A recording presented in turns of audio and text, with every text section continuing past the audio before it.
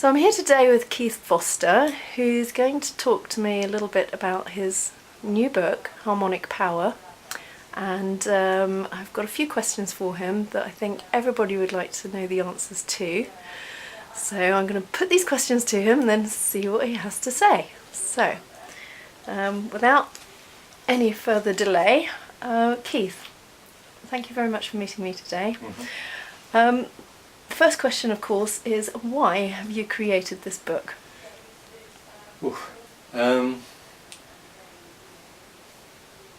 At this age, you tend to look back over quite a long period of time and watch the trajectory of a society. And watching this society that we live in today, all around the world, is a bit like watching a slow car crash. It's all coming apart.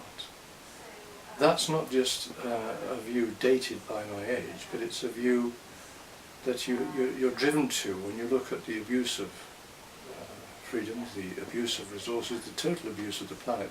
It isn't sustainable. And I don't believe that it's right for us to pass this on to our children or their children. I want to try and take us back, or try and take us on to a time when we can use the earth sensibly, in a way that allows it to restore itself. In other words, to not abuse it, because we only have the one planet to live on. There's absolutely no proof that we can get off this planet, or want to, or should. You have to ask yourself, what is the purpose of our lives? What is the purpose of life on this planet? Everything, to my mind, has to have a purpose. It's not completely random. And our purpose cannot be to desecrate our nest, to saw off the branch we're sitting on, to destroy what we have as our birthright, everybody's birthright, which is a clean, healthy, resourceful planet which we use abstemiously and which can renew itself. We should not be like a virulent bacteria on the earth. We should be, surely, the guardians of the earth. I can't really comprehend how it is that we can brutalize each other and animals to such a degree as to treat them as though they had no right to life. I find it reprehensible that we can live in such a way as to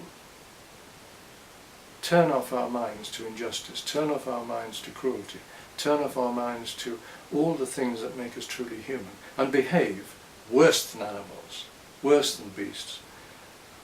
And in that sentence I've said it all, because we assume that we are the pinnacle of life and the pinnacle of achievement, and we probably are, but we don't behave that way. But when I said behave like beasts, bees behave a damn sight better than we do most of the time to one another. And of course they don't have our destructive capabilities.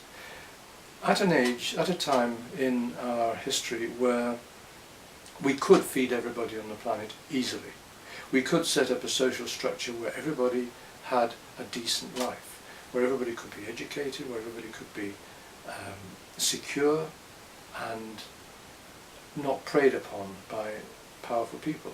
Rich and powerful people, of course, are obeying their primitive instinct to get rich and powerful. Why not? But we should by now, long after the arguments between Darwin and the Archbishop, whose name I can't remember, we should by now have been able to advance our civilization to the point where it was sustainable, where everybody had a decent share, without the continual struggle that goes on. There's plenty to go around for all of us, so why are we making such a mess of things? And truth is, I discovered a much older civilization than this one, which endured, as far as I've been able to see, for 30,000 years in total stability and lived in abundance. And it's not that long ago. And one of the things I discovered about that civilization is we were then far more intelligent and far more healthy. We are a degenerate civilization. Although we have all these mechanical toys, our philosophy hasn't advanced, and our ability to regulate our population, to regulate our food supplies, to live within our means is transparently absent.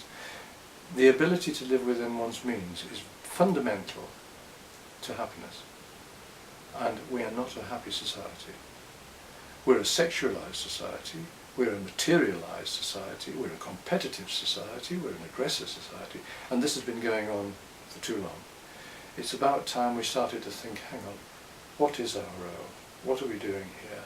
And should we be behaving to each other in this way? And in every religion there is this underlying ethic, do as you would be done to. And that's the way we should live. But you asked why I wrote this particular book. Because I discovered there was a better way. It's been hinted at in the scant 4,000 or 5,000 years that we've been writing things down, but it's long prior to that. There was a much higher civilization based upon a different set of values, which had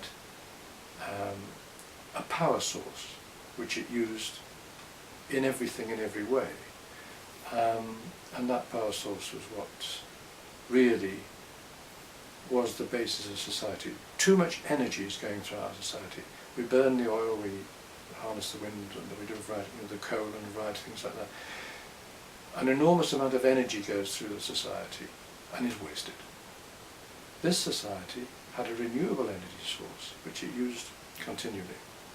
Everybody had access to it as a birthright. They weren't given the access, it was born with them.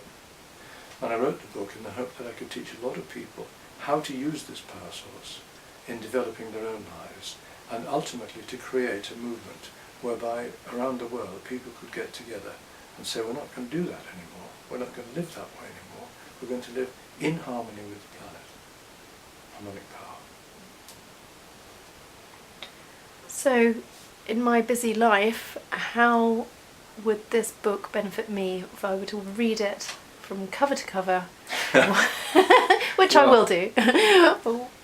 What it then? would hopefully lead you to think about a new way of living, and in which you'd be happier.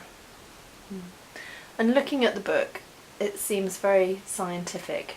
There's a lot of science there. You don't write anything that's not based in fact and science and can't be... I do that because that's the way I'm made, but also because we're a fairly insecure species and you have to prove it to everybody. So as far as I've been able to, I've proved it using other better people's work than mine. I say better because they had the advantage of looking at fairly narrow fields, whereas I've tried to look at the whole overview. So this is something that anybody can grasp. I don't need a PhD to be able to understand it, to start to be able to implement it. No, not a bit. No, anybody can understand it. So it's a very practical information, essentially, that you're imparting to people. Very practical. How to live a better way.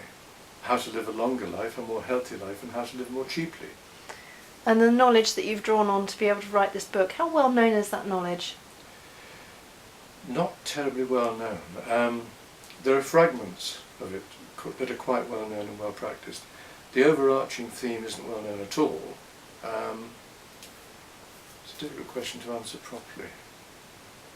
There's obviously evidence for it, otherwise you would have not found it. There's stacks of evidence for better ways of living. There are stacks of evidence for an inclusive society where everybody's involved in the decision making and everybody's part and parcel of that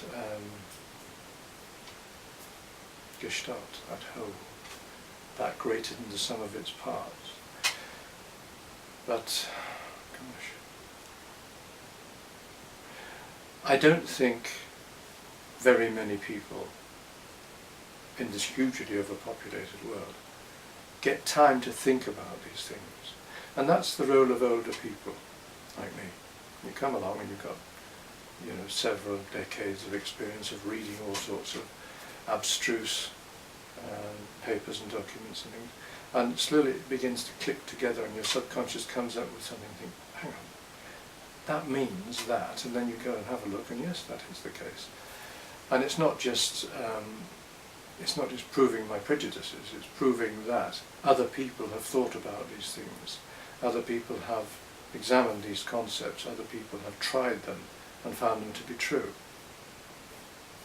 Best I can do. So once I've read the book and I've started to implement the techniques that you advise, how practical is it for me to put it into my everyday life? Is it something that I need to learn just the once, or do I have to keep going with it? Oh no, you learn it just the once. It's not a question of how practical it is. It's an imperative that you put it into your life.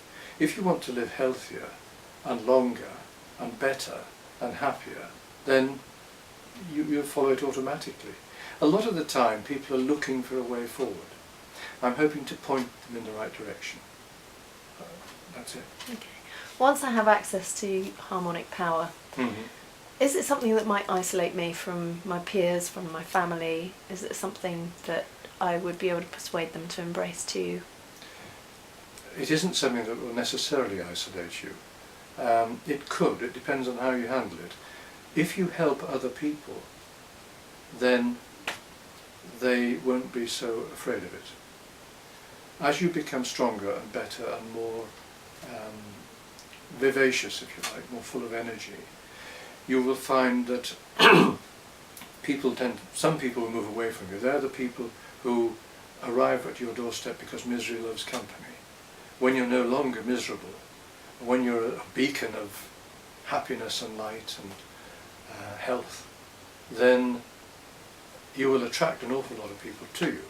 And if you can help them in the same way that I hope to help you, then you will be quite prized.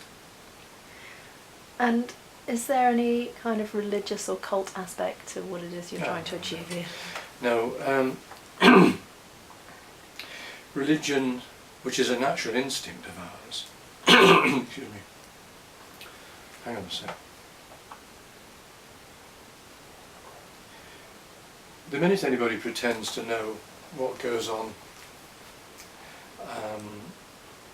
beyond the veil, then I'm talking about what goes on, not what actually happens to your energy, but what goes on after the veil and how you have to obey certain rules to graduate and all this kind of nonsense. They're starting to use it as a system of control. Now, religion is a basic instinct of us. We need to believe in things bigger than ourselves. It's a social function. We need to believe that our tribe is the best. We need to believe that our religion is the best. We need to believe that our society is the best. We need to believe that our football team is the best, or whatever we follow. That is part of a need to believe in something bigger than ourselves. To subvert harmonic power in that way would be quite wrong. It wouldn't work. Because it isn't a religion, it isn't a cult, it isn't a sect of any kind. It is simply a statement of, if you do this, this is what happens. It's cause and effect. And I would hate to see, I would very strongly dislike to see it being abused. Religion, whilst it has a social function, in other words to bind a tribe together and to make us all feel part and parcel of the same continuum, is so easily hijacked by people, by priesthoods and people like that, who then presume to be an intermediary between you and your creator. How people ever believe that, I never know. But it's done more damage over the centuries than anything else. Philosophy is one thing, religion another entirely. So how do you see the future of this book in terms of this time next year? What do you see happening? Gosh, I wasn't expecting that one. I hope that millions of people read it. I hope millions of people begin to think because they read it, begin to think in a new way, in different ways, begin to question the imperatives in this society and begin to think to themselves, no, I'm not going to do that anymore. I'm not going to kill and maim and lie and cheat and abuse. I'm going to try very hard to change to be a better person. That's the best way I can answer it, really. I don't want you to ask me to define being a better person, but just go back to the do as you would be done to. Mm. Far the best way of living. So acting in honour. Yes. Lovely. Well, Keith, thank you so much for giving me a little bit more insight into Harmonic Power, and I do hope that anybody who's been watching this video will press those little buttons and download that book and read it, and then they can always communicate with Keith via the website, on the forum, and we can generate a lot of interest in this book, because I think it's for all of our benefits. So thank you very much, Keith. Yes.